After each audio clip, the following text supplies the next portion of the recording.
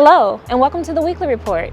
I'm April, your social media manager with the City Communications Office, and here are the top 3 things you should know this week.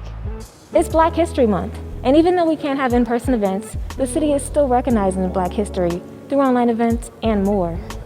The pandemic may have kept audiences away from Starlight last summer, but it hasn't slowed down progress from the Go KC-funded ADA improvements. It's almost time for City Council to adopt the fiscal year 2021 through fiscal year 2022 budget, but there's still time for your voice to be heard. In recognition of Black History Month, we're here at the Negro Leagues Baseball Museum. The league had a major impact on American history, and on February 13th, the museum will mark the 101st year of the league's founding. The league was founded in Kansas City, just down the street from the museum in 1920. Today, the museum works to preserve and celebrate the league's significance in American history. Want to learn even more about Black history in KC? The city, along with numerous community organizations, came together to create the African American Heritage Trail. This virtual trail shares rich, deep, and significant history of African Americans in Kansas City, and how the history was significant to the growth of our community and beyond. Online maps will guide you to the neighborhoods and clusters of sites where you can create your own trail experience. Community partners also have an event page to celebrate Black History Month. Find it all at aahttkc.org.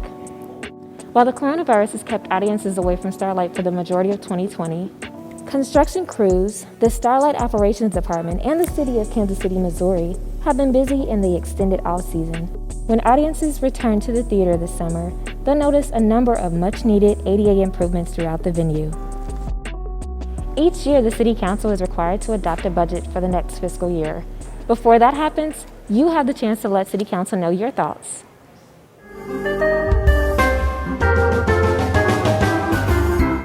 Ever wonder how the City of Kansas City, Missouri puts together its budget, or how you can get involved in the process? Before the budgeting process even begins, City Council members collaborate at an annual meeting to re-examine and amend the city's goals and priorities, which are outlined in KCMO's citywide business plan. The city relies on this 5-year plan to provide the big picture needed to help guide decisions which are made each year during the city's budget process. City departments create and submit their own desired budgets to city management and the finance staff.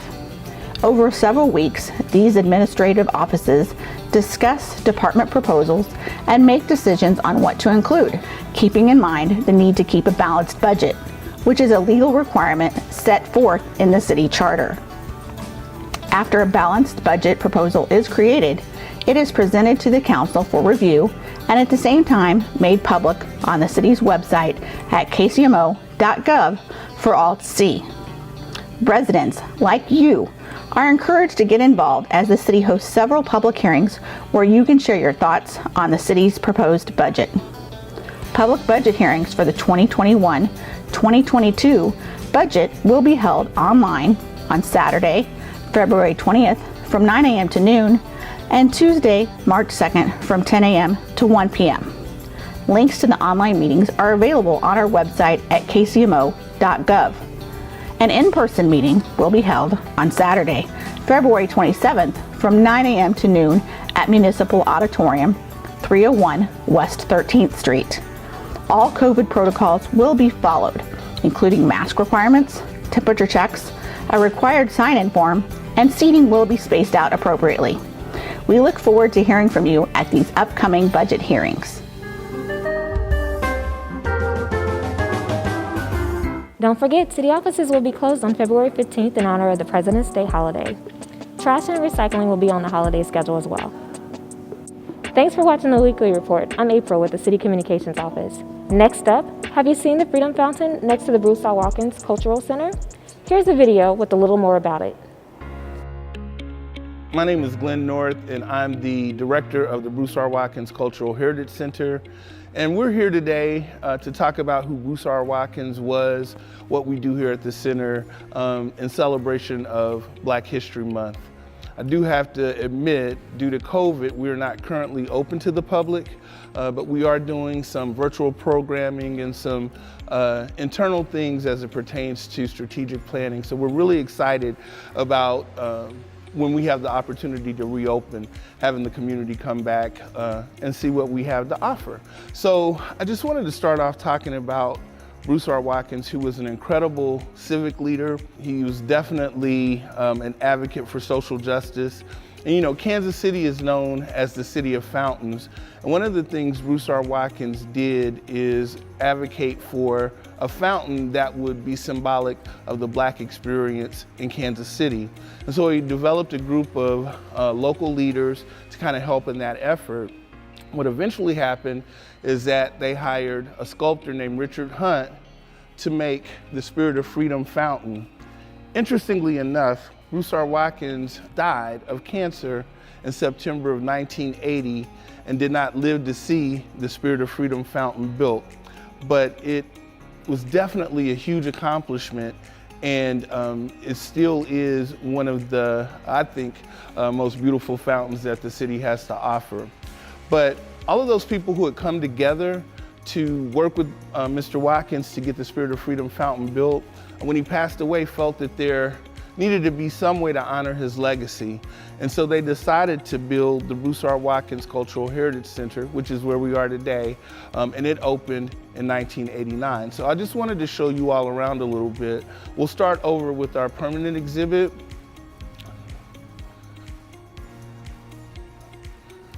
So over in this area, we have a replica of Bruce R. Watkins' office, some memorabilia that highlight certain aspects of his career. He was born here in 1924, and as a teenager, ended up going into the Army. He became a Tuskegee Airman. His stepfather was T.B. Watkins, and T.B. Watkins opened one of the first Black funeral homes in Kansas City and became very wealthy, and he was also politically involved. And so under his tutelage, Bruce R. Watkins became very much interested in the family business, became an entrepreneur, and then started to begin his political career. He was one of the first African Americans to serve on the city council, and he was the first African American to run for mayor back in 1979. And although he didn't win, he launched a very successful campaign and really paved the way for Mayor, who is now Congressman, Emanuel Cleaver, who became Kansas City's first Black mayor in 1991. So in this area, you can learn a lot about who Bruce R. Watkins was and what his accomplishments were. So here at Bruce R. Watkins, we have two exhibit spaces. This is our first floor gallery, and right now we have an exhibit that I'm really excited about. It's called 8 Days in April. We did it in partnership with the Labuddy Special Collection at UMKC, the Prospect Business Owners Association, and it highlights a very complicated aspect of Kansas City's history. Back in 1968, after the assassination of Dr. King, several students wanted to be let out of school so that they could watch his funeral on television. And they did not agree to let the students out of school. So they began to leave school that day, and they marched towards City Hall in protest. Unfortunately, the information is kind of fuzzy. Nobody knows exactly how everything kicked off, but by most accounts, somebody threw a bottle, and just this whole violent melee just kind of began, and it ended up being 8 days of an uprising that really tore Kansas City apart. And even Bruce R. Watkins himself joined the teenagers in that protest. And so this exhibit tells that story. We're also, since we're not open to the public, making this exhibit available virtually, and information about that can be found or will be found on our website. So we're also really excited. We're going to have a virtual program on February the 18th, a panel discussion with law enforcement, with the media, with people who are actually around when the uprising took place back starting on April the 4th. So we're really excited about that, and information about that program will also be available on our website, which is brucerwatkinscenter.com. Also wanted you all to see the Gertrude Keith Resource Library. We've got some excellent art in here. There's great photographs of the Buffalo Soldiers. The center historically has always had a relationship with the Buffalo Soldiers, and I think that has a lot to do with the fact that Mr. Watkins was a Tuskegee Airman and was a military man. So we use this for meetings. We've had book clubs that meet here. We've got a small collection of African American books that talk about the Black experience and the history of Black people here in Kansas City. And we're not a lending library, but people who are interested in doing research can certainly come and find out a lot more about Kansas City's Black history. Wanted to take a second and point out that this is our auditorium, and this is where we have most of our public programs. We have film screenings, poetry performances, small theatrical productions. We're really excited with the money that we received from PIAC. We were able to totally redo the lighting, so we were able to better accommodate actors and people who are in the theater community here in Kansas City who might want to do productions here, and other events that will require special lighting and things like that. So we're really excited about that. Got a new sound system, new projector. So we are really excited to reopen so that we can get more of the community in here to see what we're trying to accomplish in terms of really highlighting the Black experience.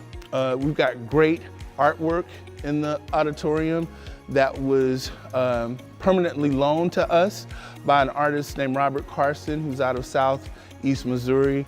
And it highlights a lot of the jazz legends who are either from Kansas City or who performed here. So now we are in our second floor gallery, and this is where we have some of our larger exhibits. I'm really excited about the exhibit that's here now. One of the things that I didn't mention earlier is that Bruce R. Watkins was one of the founders of Freedom Incorporated, which was a Black political organization, the only one of its kind. And he started that in 1962 with Leon Jordan.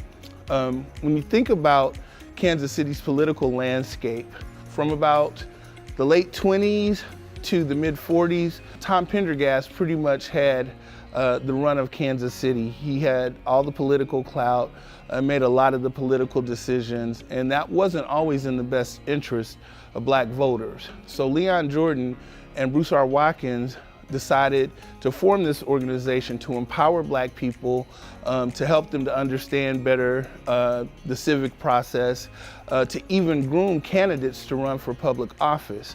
And so if you know anything about the Pendergast era, there was also affiliations with organized crime. So for Mr. Watkins and Mr. Jordan to start this organization, it was very dangerous. They had to be very courageous to go up against the political machine and the organized crime element that was so powerful in Kansas City at that time. But they were very successful, and Freedom Incorporated is still around today. So this exhibit is a pictorial history of Freedom Incorporated.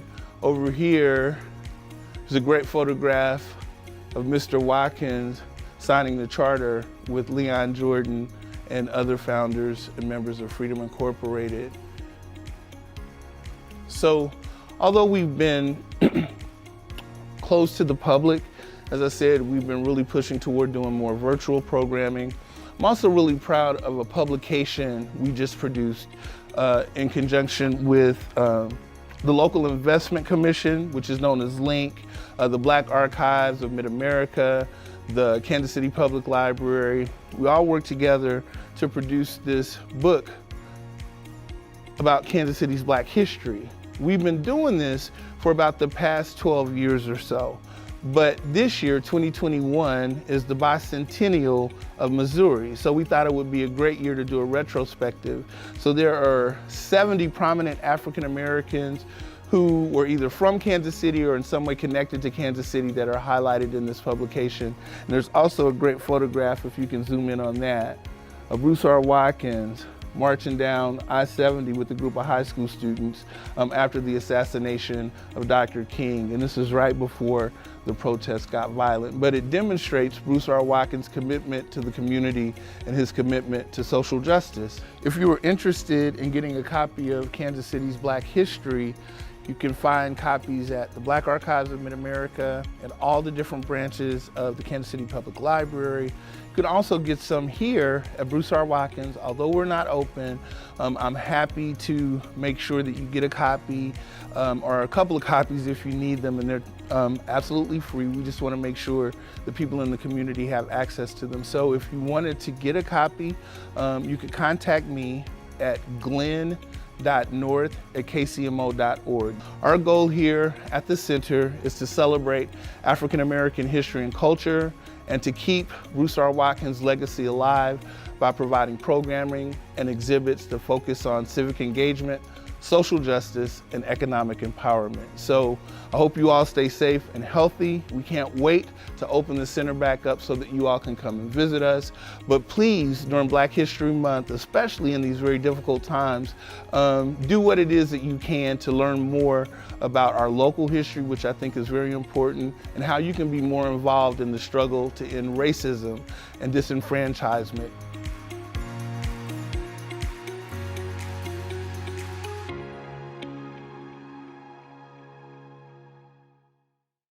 Hi everyone, I'm Maggie Green with the Public Works Department. We have a new snow plan. It's a more aggressive strategy with more plowing, more passes, and more salting during every snow event.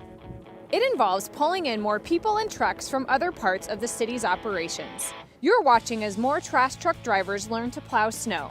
This driver is practicing the ups and downs of snowplow blades. City Manager Brian Platt created the plan after the big New Year's Day storm, which happened during his first month on the job. Here are the details. We will deploy an additional 50 trucks and 100 drivers during all storms. We'll throw down more salt before and during storms.